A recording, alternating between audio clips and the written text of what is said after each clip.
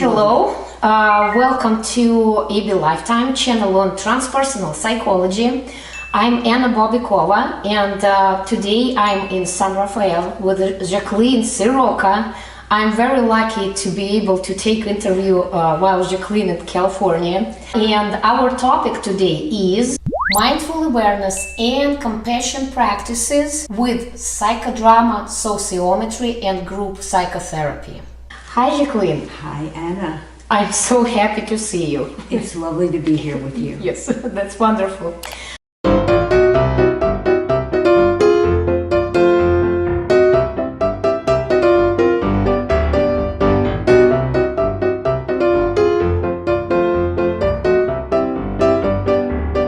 Compassion teaches and trains us to be kind. I love you.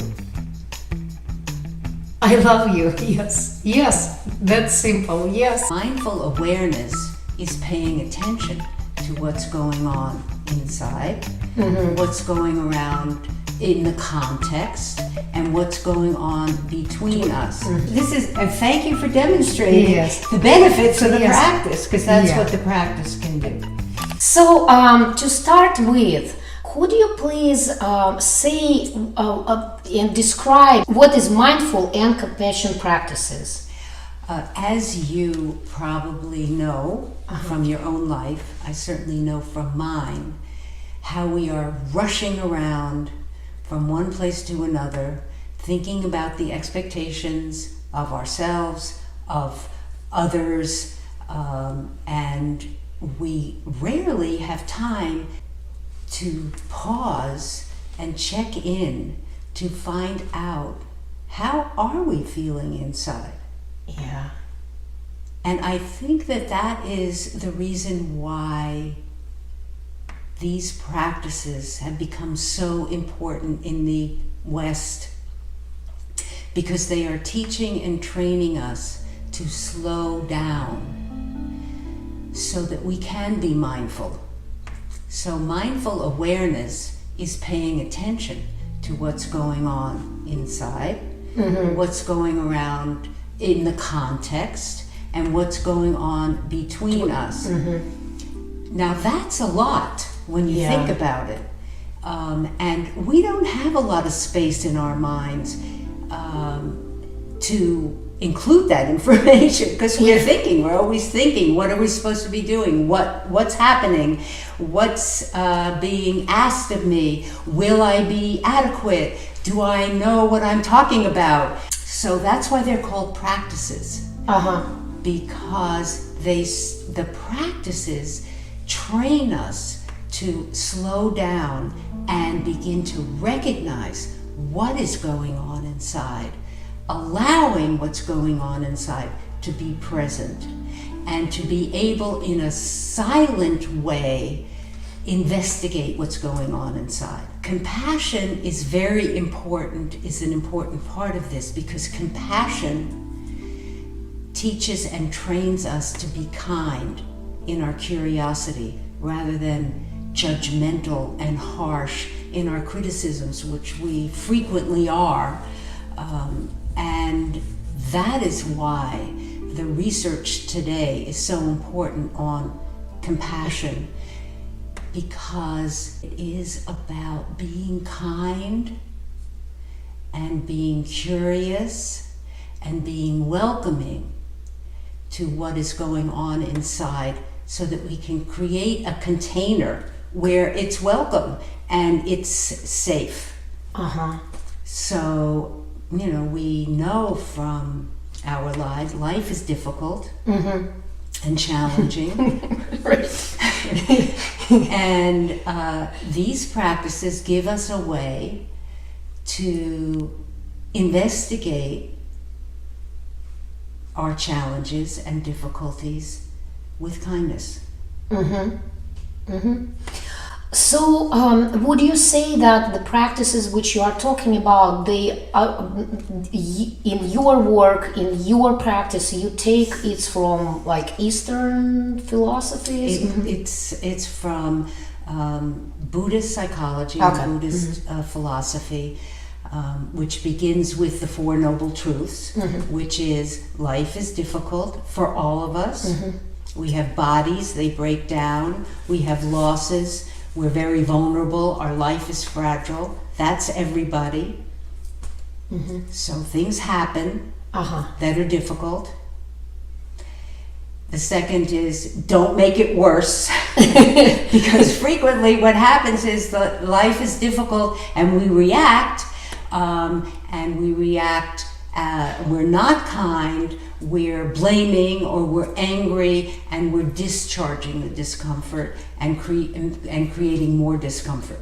And then it's about learning meditation, which quiets the mind and the nervous system, so that in stillness we can observe our mind, and we can observe through understanding and receiving our bodily sensations what is going on inside that's causing the difficulty and the unhappiness. So it is about being able to look at your mind, observe your mind like you're observing passing traffic, so that you can see and make connections and see the patterns of your mind and what may be causing the difficulties. And then the last is, of course, that there is an eightfold path, which is much more complicated and much more in depth, that will lead us on a path of freedom. Freedom from our difficulties, freedom from not being able to be in the moment, which is where life is happening. Could you please say a little bit more about compassion practices? Right. Compassion practices, the three main compassion practices are loving kindness, forgiveness, and compassion for self and others.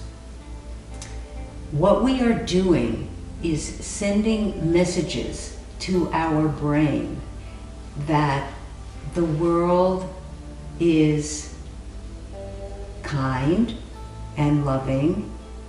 We are kind and loving. Maybe it starts with the compassion practices teach us that we are kind and loving. Okay. And then we can imagine other people being kind and loving. So it's sending kind and loving messages to someone, loving kindness.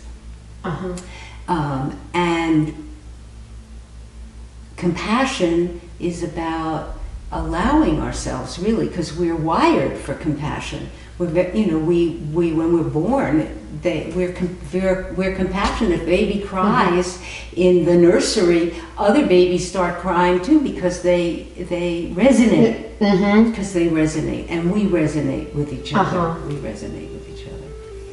So the research is showing that compassion actually can transform our lives. But they're a practice, because we don't think that way. We haven't been trained to think that way. We've been trained to be competitive, to achieve, all those things. And that's what, those are our habits. And in order to change our habits, we need to practice.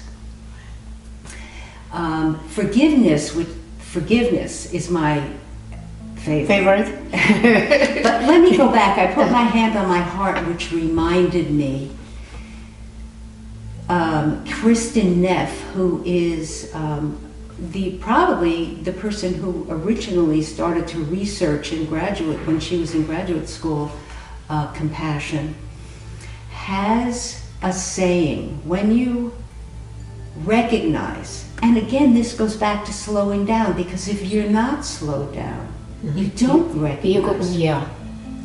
But if you can start training yourself to recognize what is going on, and you realize you're in a moment of suffering, you can put your hand on your heart and say, and acknowledge, this is a moment of suffering. To suffer is human. And may I give myself the kindness that I need in this moment. So it's a very important tool to have. You can imagine, first of all, if you say, I acknowledge, you know you're not alone. Somebody's there with you. Your observing part is there with you, and you are not just in your suffering. So that's why that's so important. So onto forgiveness. I remember in training, when we were learning the compassion practices, this is the one, everybody resonates with one or another because of who they are and what it speaks to in them. Right? So powerful for me in forgiveness is recognizing that, you know, I'm capable from my unawareness and anger and hurt and confusion to hurt somebody. Not even necessarily on purpose. Yeah. Just happens because it just happens. And that it helped me to soften my heart to the people who had hurt me. And that's how it intertwines with compassion. They all intertwine. Yeah. They all intertwine. So the forgiveness practice is in three distinct parts. The first one is recognizing, asking your mind, asking your imagination and your mind to bring up, to remember the times you've hurt someone. And in that quiet and stillness, one will probably pop out. I believe in that. Right? Yes. Right. You'll become more aware of one. And you investigate that. You go back in your mind and you remember where it happened, how it happened, and imagine how your words or your actions impacted on that person, and really feel the hurt that you've caused. And then ask for forgiveness. The other person may not be able to forgive you in real time, but the important thing is that you know that you've done that investigation and that, and that work in an authentic and sincere way. The second part is how we have harmed ourselves. Whether it's through food, numbing ourselves from hurt rather than investigating it, or holding it in compassion. It's getting so busy that we don't pay attention to what's going on inside of ourselves and what our needs might be, or whether it's knowing that we didn't speak up for ourselves in a situation because we were too afraid. So we ask for forgiveness from ourselves. And it is we become conscious. And it's the idea that by becoming conscious, maybe we'll remember the next time to make another choice rather than to do those things. To repeat it. To repeat it, exactly. And the last one is remembering and going through, again, opening yourself to remembering the times when people have hurt you. And allow that one time that stands out as you're doing this exercise to explore and examine the circumstances, acknowledging the hurt that was caused, remembering, and then focusing your attention on the other person. What might have been going on with them? What do you think brought them to act in this manner. So you actually are talking about role reversal, Yes, right? exactly. This is the Buddhist practices are internal, where psychodrama is external and we explore things on the outside. Right. This is internal, where we're exploring it in stillness and quiet first. Now you can see, and maybe we can do a demonstration on how you can actually use what we know and is so powerful from psychodrama, because it's bringing what's internal, external, but we've already spent some time with this in ourselves, exploring and investigating and being open to receive what's in there before we bring it out.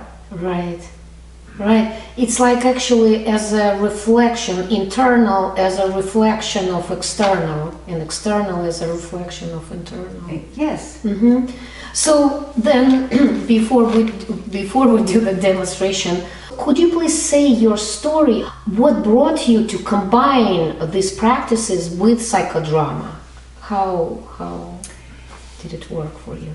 Well, I had been teaching and training in psychodrama for over 40 years. Oh, I know. that's a lot. That's a long time. Yes, right? yes. You are very experienced. And as I reached my 65th birthday, something happened. I felt like so much had been completed. I was no longer feeling spontaneous in my teaching and training in psychodrama. It's like reaching the plateau, right? I just reached the wall. And I said, okay, I am going to let go of what I know and see what's next. It takes courage to do that, because you are stepping into the unknown, you're stepping into the abyss. But I did have that confidence of spontaneity, that whatever had gotten me through to this point in my life wasn't going to abandon me now. And then I went to Omega in New York, where they had some of the main teachers in Buddhist teaching. And my mentor, Tara Brach, was there. And as I opened to her, and she's such a heart teacher, I recognized immediately that this was what was missing for me, was a deeper understanding and knowing of what was happening inside of me. That I had not reached that. I had not been receiving the information from the inside like I needed to understand myself. You know, I was a kid in the human potential movement, and it has been my search, I guess, my deeper mission to be in this life and reach whatever potential I had. Close your eyes. Okay. Put both feet on the floor. That's it. The important part of meditating is taking a position where you're alert and comfortable and you're feeling support. I should close my eyes, right? Yes, you could either. You know, we just focus on or close your eyes. See if there's a sensation that's going on in your body, or a thought that catches your attention as your thoughts float by.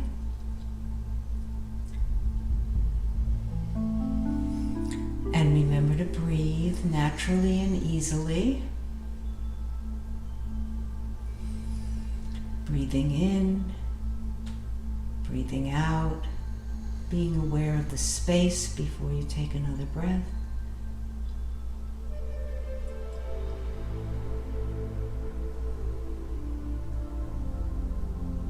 Letting go of all the cares and concerns you came in with, and being here in this moment.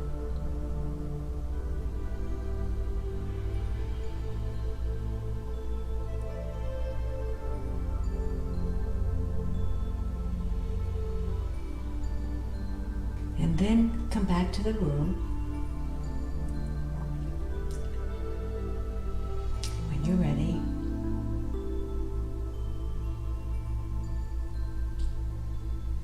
and as you sit here now, what are you aware of?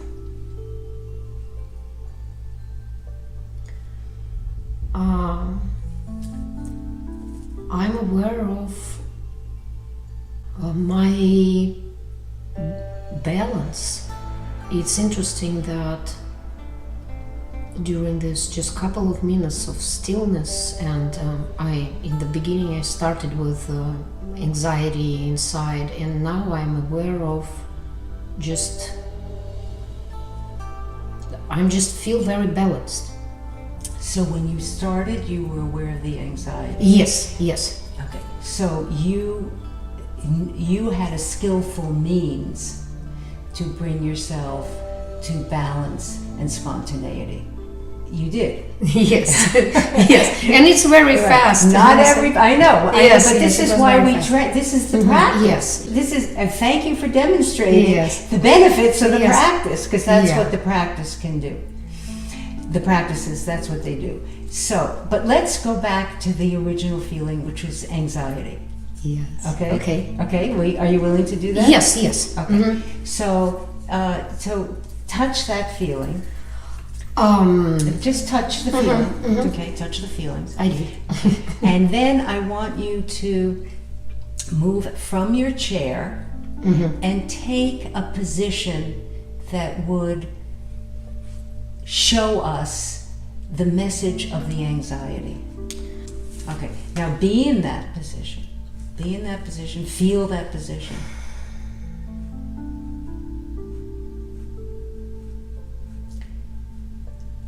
And reverse roles. So come back to your own other position. Yes, I'm moving the chair back. And you look at. Now, if we were in a group, we could have somebody represent that. If we had another person, somebody could represent that. Okay, but we're here. So look at your body position. And what are you receiving from that body position? It's interesting that I feel like that is very resourceful position. Like there is, even though it represented the anxiety, but at the same time, it's like there is a resource which is holding. Yes, holding. Right. Yes. You were comforting. Yes. Right. So what you saw was that you have the ability to comfort yourself. Yes. Right. Yes. You saw that, and that feels how? It surprisingly feels very good. Like it feels really comforting. Yes, it feels very comforting and resourceful. So you can give it to yourself when you're feeling the anxiety. Yes. And you can also, if you were to give comfort to that part of yourself, what would you say? I would say take your time. Take your time with awareness. Not just take your time, but take your time and be aware of what's going on inside you. I'll tell you what I'm feeling from over here. If I were to double you, I would say, and you please be sincere and honest in your response, is I love you. I love you. Yes, that's simple. Yes, I love you. Thank you. Thank you. So I'm having tears. I feel them in my eyes from the sincerity of that, and the wish that we all have to feel that kind of love for ourselves and acceptance for whatever is there. It's all human. Whatever experience you're having inside is a human experience. And at any given moment, there are probably 1 million people who are having the same one. Yeah. And it's amazing, it's interesting for me. It is because since we're doing this video, right, and video demo, I always, since I did it already many times, I'm aware of all the time when we're doing the videos that part of me is included in the demo, and of course part of me is kind of like, okay, camera, Right. All this stuff. And it's interesting that this time it's just the magic moment of situation. We did this demo was, 2-3 minutes in the beginning, and it's unbelievable how powerful this 2-3 minutes can be. It's powerful for me to receive your feedback. It's amazing. Yeah.